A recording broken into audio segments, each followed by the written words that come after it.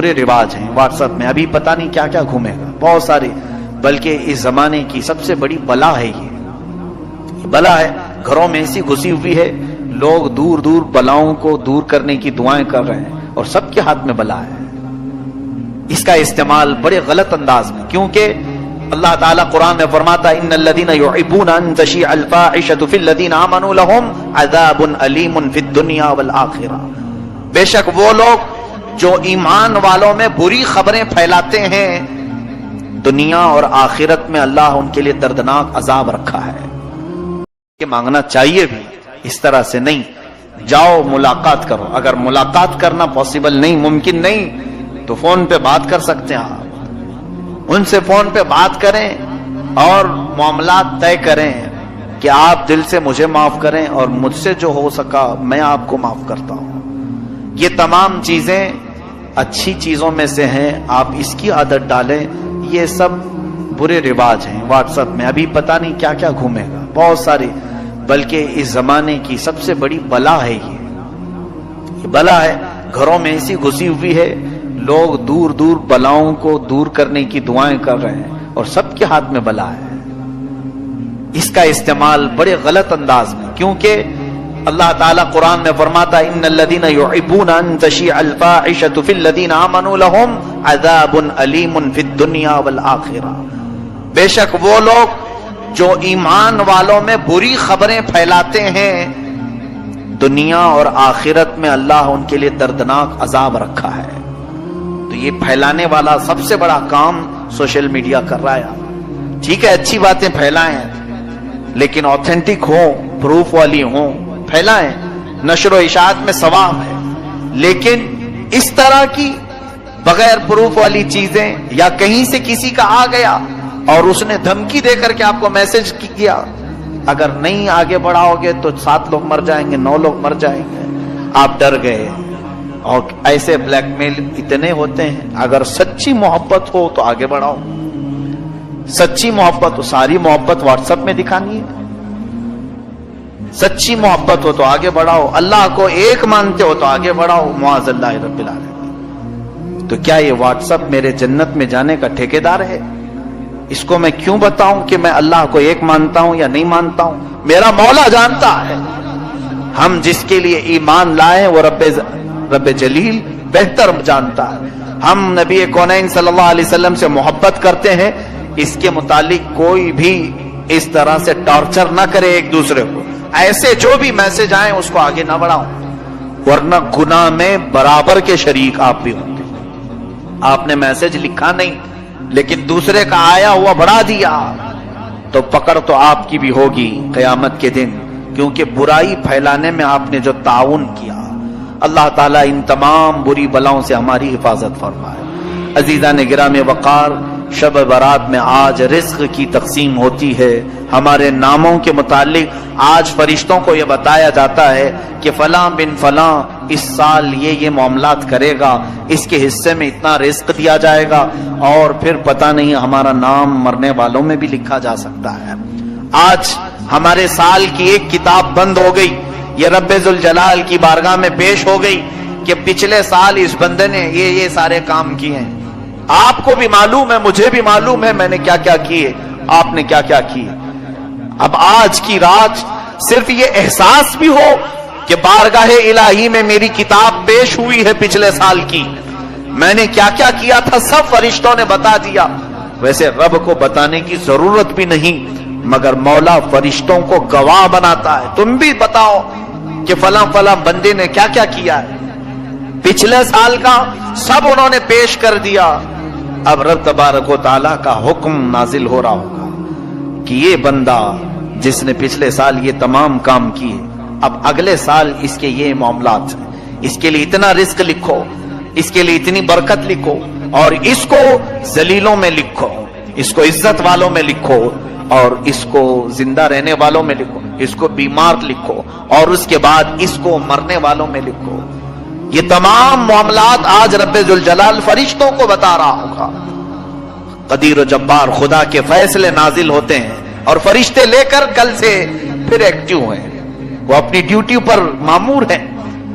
ہمیں یہ معلوم نہیں کہ ہمارا نام کن چیزوں میں لکھا گیا ہے. آج کی شب ہمیں برکت والوں میں نام ہمارا آیا ہے, بیماروں میں آیا ہے, یا پھر صحت مندوں میں آیا ہے, نیکیوں میں رہنے والوں میں ہمارا نام شامل کیا گیا ہے یا نہیں, ہم میں سے کسی کو اس بات کا علم نہیں. اور جب معلوم نہ ہو کر کے ہمارے اندر اکڑ اتنی ہے, ہم غرور اور تکبر کے ساتھ زمین پر ایسے چلتے ہیں جیسے لگتا ہے کہ جنت ہمارے لیے واجب ہوگی. جنت تو ہماری ہی ہے. میرے عزیزو, خوف کرو بارگاہ رب العزت کے فیصلوں سے. قرآن عظیم میں رب تعالیٰ فرماتا ہے ان بطش ربک لشدید, بے شک تمہارے رب کی پکڑ بہت سخت ہے. اور اس کی پکڑ جب سخت ہوتی ہے تو سب سے بڑی پکڑ تو یہ ہے کہ وہ ایمان چھین لیتا ہے. جس سے وہ ایمان ختم کر دے اس کے لیے سب سے بڑا عذاب ہے اللہ کا. ایمان کی دولت کسی سے چلی گئی تو خدا کا سب سے بڑا عذاب اس پر آیا ہے. رب تبارک و تعالیٰ اسے ہمیشہ کے لیے دوزخ لکھ دیتا ہے. حدیث پاک میں ہے شب برات ہو کہ شب قدر ہو یا پھر مرنے سے پہلے بھی ہو, مشرک اگر ہوا, کافر اگر ہوا, ایمان نکل گیا تو اس کی بخشش تو ہو ہی نہیں سکے گی, بلکہ قیامت کے دن ان کے متعلق فرمایا گیا, سنو جن کی کفر پر موت ہوئی, جو کافر مرے دنیا میں, قیامت کے دن حساب کتاب کے بعد دوزخ میں ڈالے جائیں گے. دوزخ میں ڈالنے کے بعد دوزخ کی ہولناکیاں جب انہیں نیچے طبقے میں لے جائیں گی, ہر طرح کے عذابات کا سامنا ہوگا. اتنے سخت عذاب, اللہ اکبر. دوزخ کا سب سے ہلکا عذاب کیا ہے؟ حدیث پاک میں حضور پاک صلی اللہ علیہ وسلم ارشاد فرماتے ہیں آگ کی جوتیاں پہنائی جائیں گی, انگار کے جوتے پہنائے جائیں گے, جس کی وجہ سے اس کا بھیجا پک کر کے ابل رہا ہوگا. یہ دوزخ کا ہلکا عذاب ہے. منیمم کسی کو اگر دیا جائے تو یہ ہلکا ہے. پھر جس کے لیے اللہ نے فرمایا عذاب علیم, عذاب عظیم, دردناک عذاب, بڑا عذاب, وہ مولا ہی جانتا ہے کہ کیسے کیسے عذاب دوزخ میں. سنو, جس کی کفر پر موت ہوئی دوزخ میں ڈالے جائیں گے. جو دوزخ کا دربان ہے, فرشتہ حضرت مالک رضی اللہ تعالی, حضرت مالک یہ فرشتے ہیں علیہ السلام, وہ دربانے دوزخ ہیں دروازے پر ہوں گے, یا جتنے دوزخی ہیں چیختے رہیں گے, چیخ لگاتے ہیں, اتنا پکارتے ہیں کہ ہماری طرف توجہ کرو, ہماری طرف توجہ کرو. تو پھر ان کی پکار اتنی بلند ہوتی ہے کہ پورے دوزخ میں آوازیں دہلتی رہتی. اس کے بعد مالک دوزخ یعنی دربان دوزخ حضرت مالک ایک بار بھی ان کی طرف نہیں دیکھتے. حدیث پاک میں 1000 سال گزر جائیں گے. 1000 سال کے بعد دربان دوزخ ان کی طرف دیکھتے ہیں. کیا بات ہے, کیوں چلا رہے ہو تم؟ 1000 سال کے بعد تب اہل دوزخ کہتے ہیں اے مالک, اے دربان دوزخ, ہم رب ذوالجلال سے بات کرنا چاہتے ہیں, ہمارے معاملے میں کچھ سفارش کرو. رب تبارک و تعالیٰ سے ہم کچھ کلام کرنا چاہیں گے کہ وہ ہمیں یہاں سے نکالے. حضرت مالک کہتے ہیں ٹھیک ہے, تمہاری بات میں مولا تک پہنچا دوں گا, رب تعالیٰ تک پہنچا دوں گا. تو اس کے بعد حدیث پاک میں پھر 1000 سال گزر جاتے ہیں. حضرت مالک کی طرف سے کوئی جواب نہیں آیا. دوزخیوں کی طرف دوبارہ وہ توجہ کرتے ہیں, کیا بات ہے؟ تو دوزخیوں نے کہا کہ اے مالک, ہم رب سے بات کرنا چاہتے ہیں. حضرت مالک کہتے ہیں میری اب تک رسائی نہیں ہوئی, میں تمہارا عریضہ پیش کروں گا رب تعالیٰ کے, یہاں تک کہ تیسرا 1000 سال گزر جاتا ہے. یہ دوزخ میں جلتے رہیں گے, اسی طرح عذاب میں مبتلا رہیں گے. تیسرے 1000 سال کے بعد حضرت مالک ادھر دوزخ کی طرف توجہ کرتے ہیں اور فرماتے ہیں اے اہل دوزخ, بشارت ہو تمہارے لیے کہ رب تعالیٰ کی طرف سے یہ جواب آیا ہے لا ينظر الیہم ولا یرحم علیہم, ان کی طرف نہ دیکھا جائے گا نہ ان کی طرف رحم کیا جائے گا. مولا نہ تم سے بات کرنا چاہتا ہے اور نہ تم پر رحم کرنا چاہتا ہے. اب بند کرو آواز, فرمایا گیا حدیث پاک میں مایوس ان کے چہرے لٹک جائیں گے، اہل دوزخ واپس پھر اپنے عذاب کی طرف آئیں گے، اس لیے کہ اب کوئی امید بھی باقی نہیں رہی۔ 3000 سال تو امید پر دوزخ میں جل رہے تھے کہ اب بات ہوگی رب تعالیٰ سے، اب کلام ہوگا، شاید وہ بہتوں کو معاف کر کے نکالا، ہمیں بھی نکالے گا، لیکن جواب یہ آیا کہ یہ سب اب جو موجود ہیں یہ کفر کی حالت میں مرے ہوئے ہیں، یہ شرک کی حالت میں مرے ہوئے ہیں۔ کافروں اور مشرکوں کے لیے رب فرماتا ہے نہ ان کی طرف دیکھا جائے گا نہ رحم کیا جائے گا۔ ان اللہ لا یغفر ان یشرک بہ ویغفر ما دون ذلک لمن یشاء، شرک کو اللہ معاف نہیں کرے گا، اس کے علاوہ جو بھی ہے جسے چاہے رب تعالیٰ معاف کرے، یہ قرآن میں اللہ فرماتا ہے۔ میرے عزیزو، ڈر اس بات کا ہونا چاہیے کہ اگر مولا تعالیٰ ہمارے کسی عمل سے غضب میں آئے تو کہیں وہ ہمارے ایمان کی دولت کو سلب نہ کر لے، اور یہ نہ فرما دے نکل جا تو میرے خاص بندوں میں سے۔ کفار و مشرکین تجھے پسند ہیں بہت، ان کی عادتیں اچھی لگتی ہیں، جا انہی کے جماعت میں شامل ہو جا۔ آج آپ سب سوچو ذرا، بہت سارے نوجوان یہی چاہتے ہیں آ کر کے صرف یہ کہیں کہ مولانا سارے لوگ تو جی رہے ہیں اچھے سے، وہ اگر ناچ رہے ہیں ڈانس کر رہے ہیں آپ ہمیں کیوں روک رہے ہیں؟ کفار بھی ناچ رہے ہیں، کرسچن بھی ناچ رہے ہیں، یہودی بھی ناچ رہے ہیں، ہم مسلمان ہو کر کیا ڈانس نہیں کر سکیں گے؟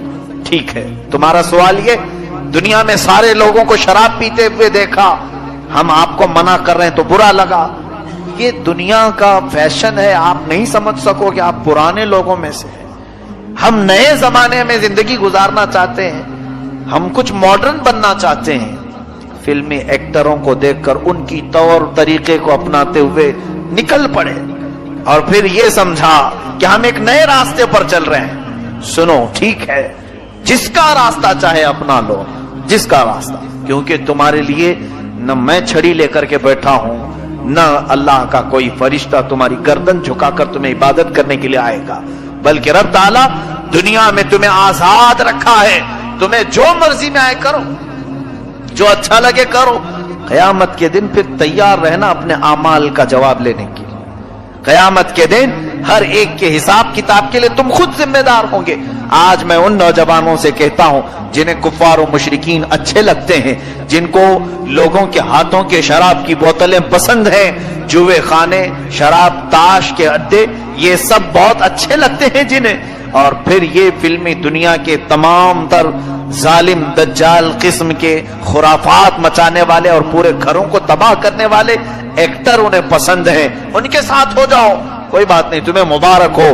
قیامت کے دن کہا جائے گا جن کے ساتھ تو دنیا میں رہنا پسند کرتا تھا، آج ان کا ہاتھ پکڑ، وہ جہاں جا رہے وہیں چلا جا، آج وہ جہاں جا رہے وہیں چلا جا، وہاں سے ہاتھ چھڑا کر کے تم تو بھاگو گے نہیں، میں تو رسول اللہ کا امتی ہوں، میں میرے آقا کے پاس آؤں گا، میں اپنے نبی کا نام لیوا ہوں۔ سنو، حدیث پاک میں یہ دوڑتا ہوا آئے گا، امتی تو ہے۔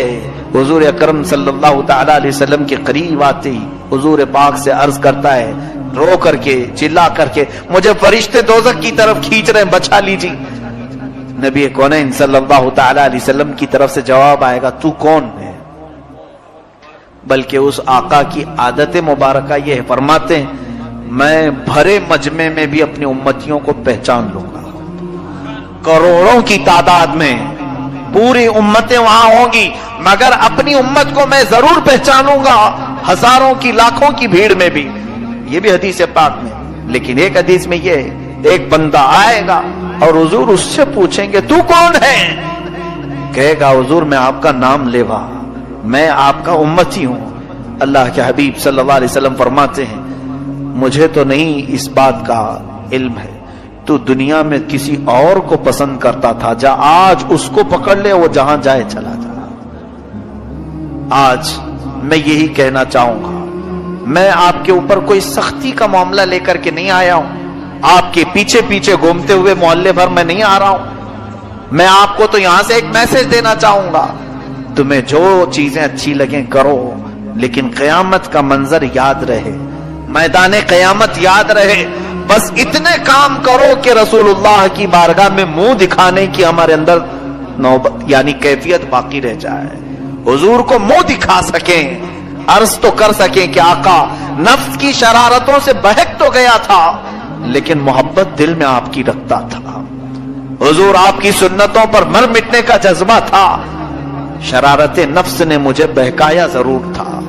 ए मेरे अजीजों गुलामों, उनको छोड़कर न हमारी दुनिया है, उस रसूल को छोड़कर न हमारी कब्र है, उस नबी को छोड़कर न हमारी हशर है, कुछ भी नहीं है। रसूल करीम सल्लल्लाहु ताला अलैहि वसल्लम से दूर होकर हमारी कौन सी जिंदगी है।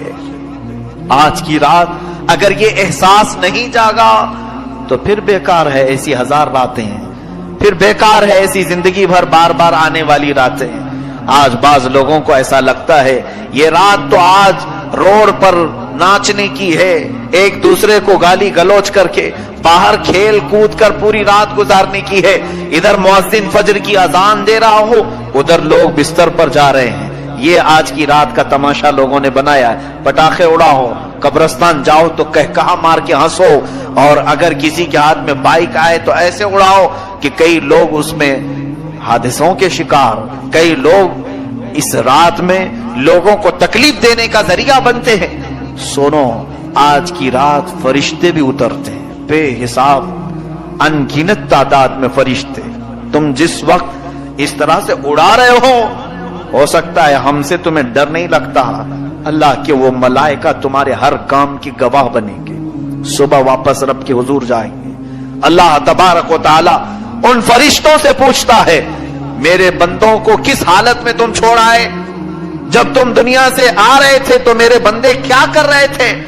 फरिश्ते सच सच बताएंगे, ए रब्बे जुल जलाल, फलां बंदा तेरा बेहयाई कर रहा था, फलां बंदा आज मस्जिदों से तेरे जिक्र की आवाजें आ रही थी, लेकिन फलां बंदा वहां पर अपनी गाड़ियों में उछल कूद मचा रहा था, बेहयाई, खुराफात और फहाशी और अपने बुरे अमाल से लोगों को ईजा पहुंचा रहा था।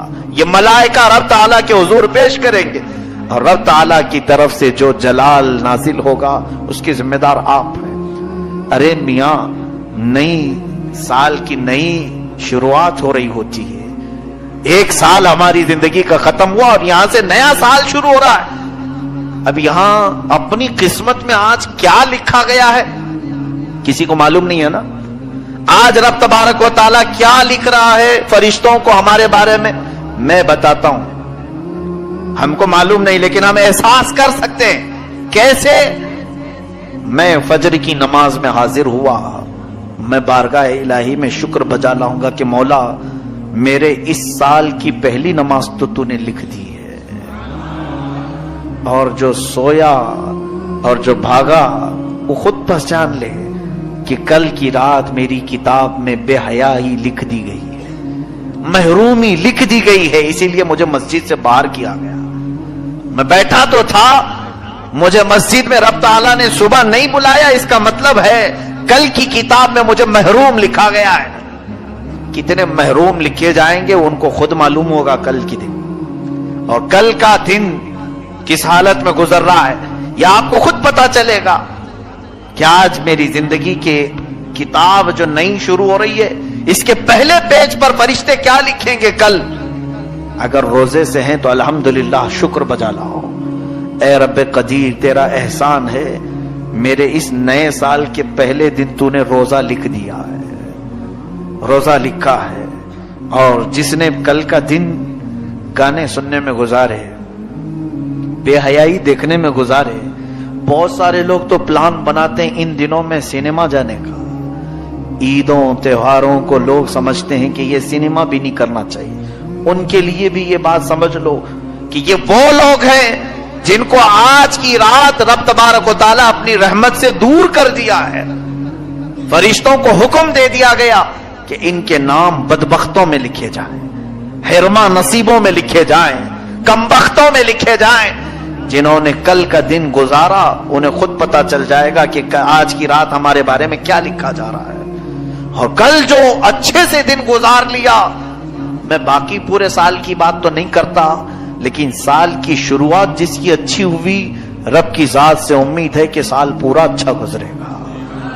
ہماری کتاب کی شروعات پہلا پیج اگر اچھا لکھا گیا، میرے رب کی ذات سے یقین ہے کہ آگے کے صفحے بھی اچھے ہی لکھے جائیں گے. اور جس کا پہلا پنہ بگڑ گیا ہے، ہوتا اسی یہ ہے. کتاب میرے سامنے لا کر پیش کر دی گئی، ایک بھری کتاب کھولا میں نے، اس کے پہلے پیج پر گالیاں لکھی گئی، بند کر دیا. یہ کون بدبخت مجھے کتاب دے دیا، کس چیز کی ہے، میں آگے کیوں پلٹوں، پہلے پیج پر اتنی غلاظت لکھی ہے.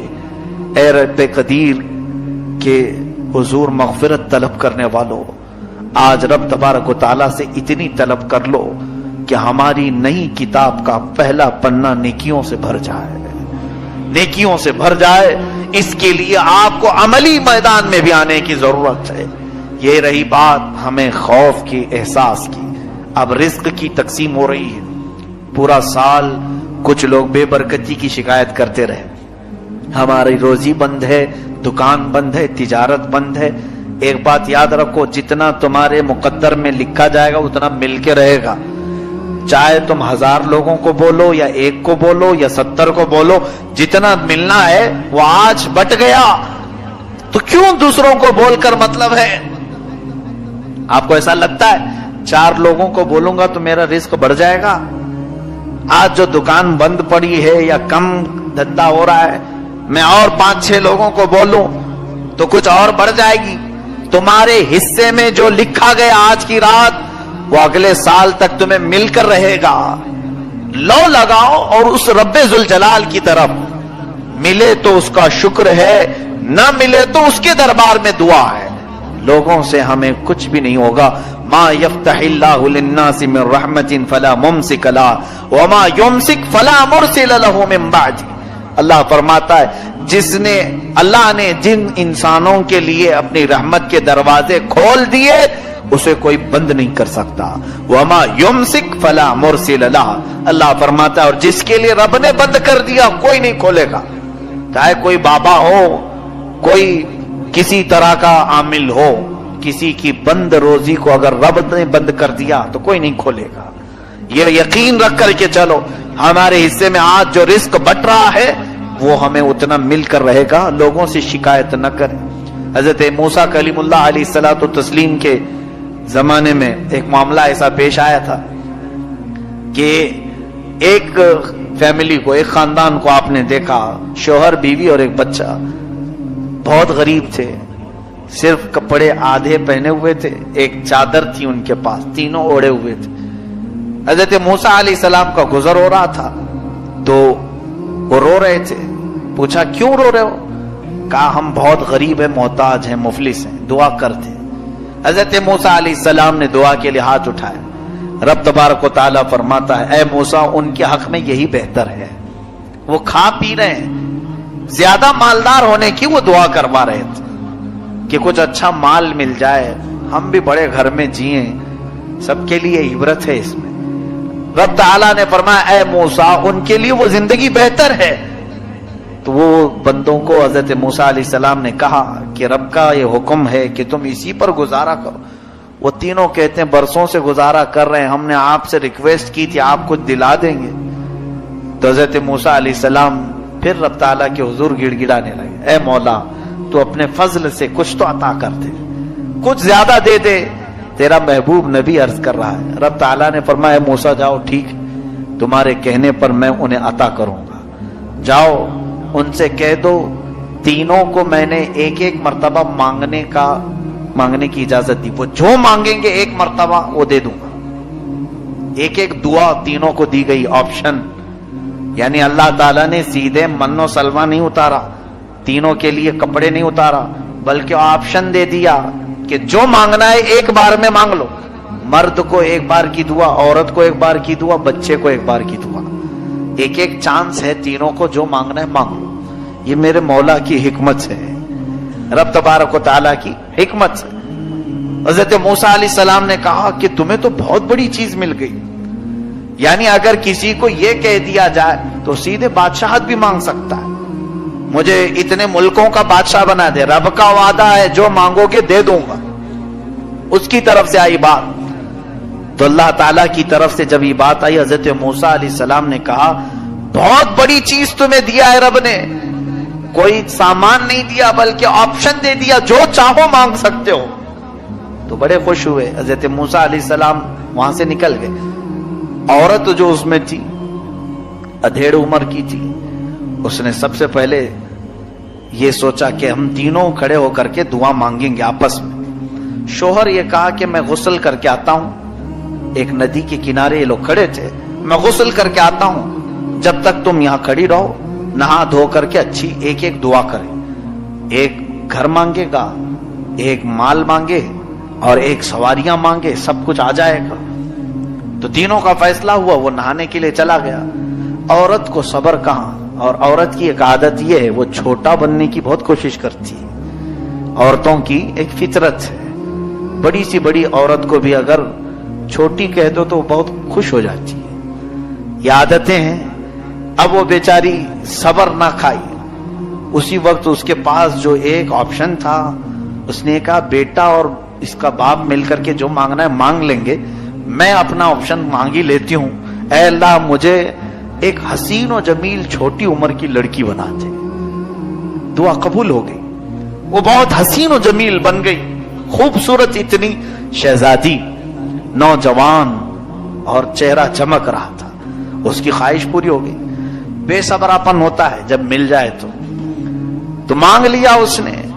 اتفاق ایسا کہ ایک بادشاہ کا شہزادہ شکار پر ادھر آیا ہوا تھا. واپسی پر اس نے دیکھا بہت حسین و جمیل دوشیزہ ہمارے اس احاطے میں آئی کہاں سے.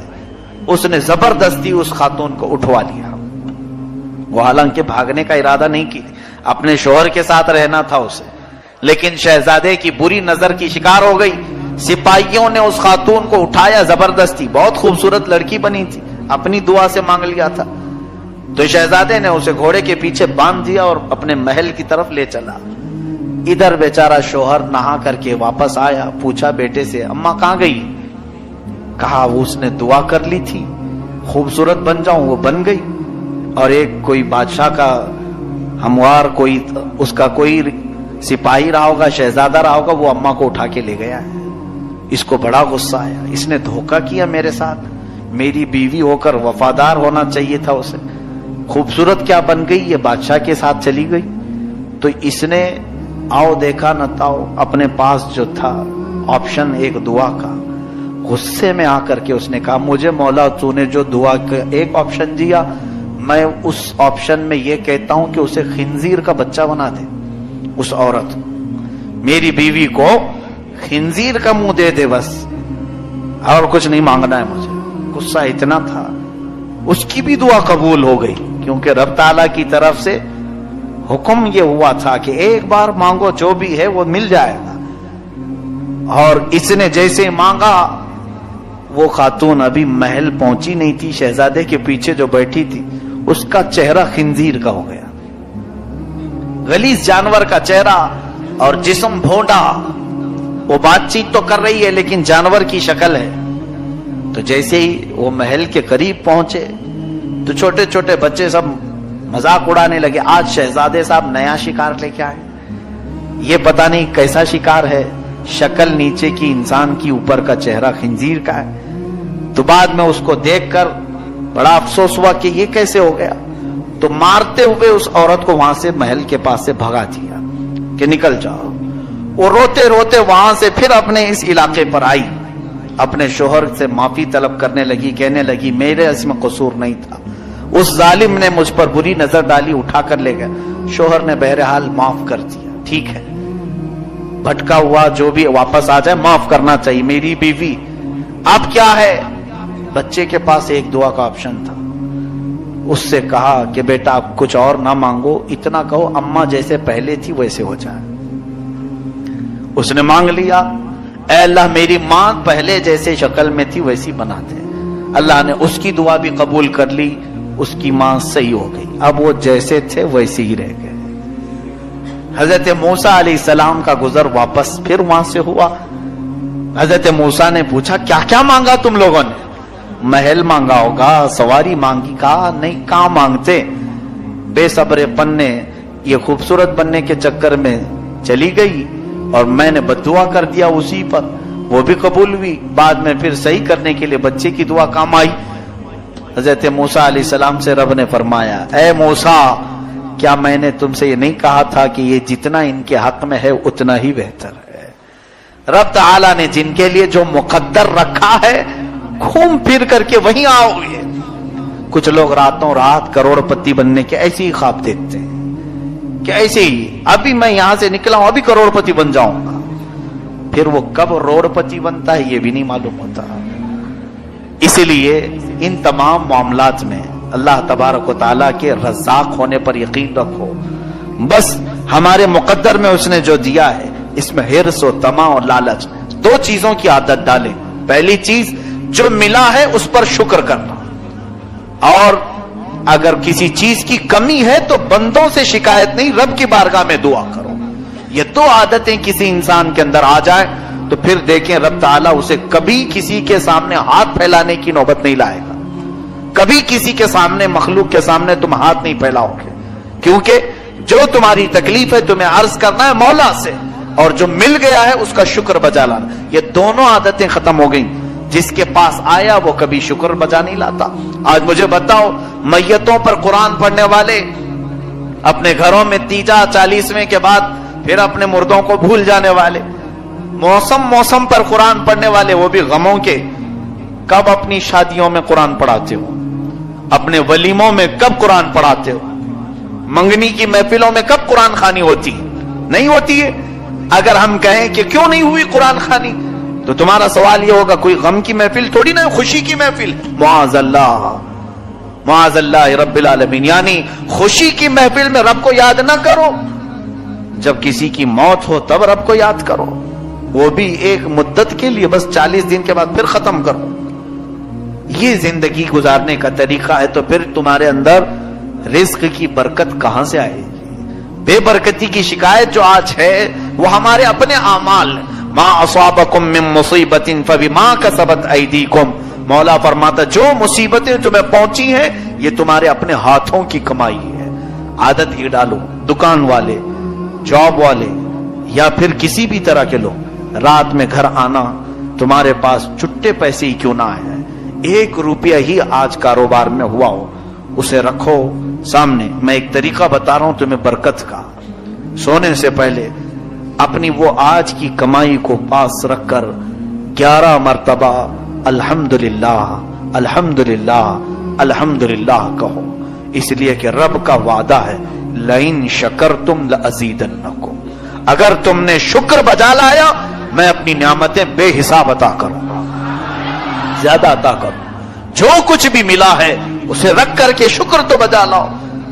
لوگوں کو حساب کتاب دینے کے لیے اپنی چوپڑیاں لے کے تو گھومتے ہیں, سیٹ کو بتانا ہے, نوٹ بک میں موجود ہے ساری چیزیں.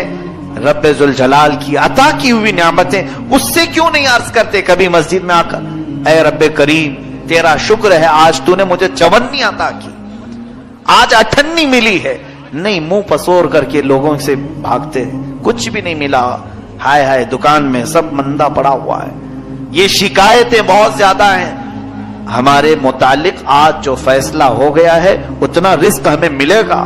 بلکہ احساس کے لیے میں آپ کو بتاؤں دن بھر کیا کیا کیا یہ بھی یاد رہنا چاہیے. صبح کی نماز بستر میں چلی گئی, ظہر میں آنے کا موقع نہیں ملا, عصر میں گاڑیوں میں ادھر ادھر گھومتے رہے, مغرب میں پھر بیزی رہے, اور ایسے میں تمہارا دن گزرا, پھر بھی اس مولا نے تمہیں کچھ نفع دیا اور شکایت کرتے ہو. حق ہی نہیں ہے ہمیں شکایت کرنے کا. رب تعالیٰ کے حضور آیا ہی نہیں, اس کی عبادت کا حق ادا ہی نہیں کیا, تو پھر ہم کو کیا حق بنتا ہے کہ اس سے شکایت کریں؟ مجھے کم دیا, آج مجھے آج کم ملا ہے, بولنے کا حق ہے. مجھے بتاؤ کام کرنے کے لیے ہم نے مزدوروں کو لگایا ہے. ایک مزدور صبح 8 بجے آتا ہے اور شام تک 5 بجے تک کام کرتا ہے, اور اس کی روز کی ہم لوگوں نے اجرت طے کر رکھی, 500 روپے تجھے دیں گے. ایک مزدور آیا, آدھا گھنٹہ کام کیا, اور جب اجرت دی جا رہی تھی اس کو تو ہم نے 10 روپے دیے یا 100 روپے دیے, پھر یا 200 روپے دیے. تو 200 روپے لے کر کیا وہ آدھا گھنٹہ کام کرنے والا ہمیں منہ دکھانے کے قابل ہے؟ یا وہ پوچھے گا ہم سے سب کو 500 دیا مجھے کیوں نہیں دیے؟ اسے خود معلوم